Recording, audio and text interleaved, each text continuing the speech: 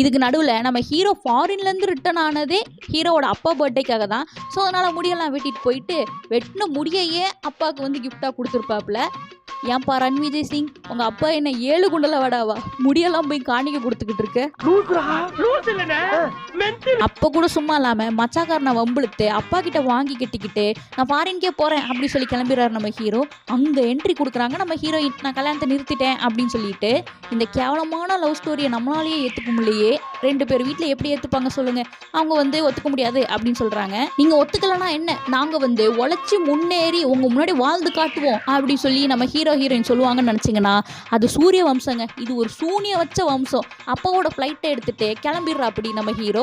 அடுத்து என்ன நடக்கும்னு உங்களுக்கே தெரியும். அமேசான் காடுகளுக்கு தான் போயிருப்பாருன்னு நினைக்கிறேன். ஏன்னா ரிட்டர்ன் வரும்போது மண்டை தாடியெல்லாம் எக்கச்சக்க முடி வளர்ந்துருக்கும்.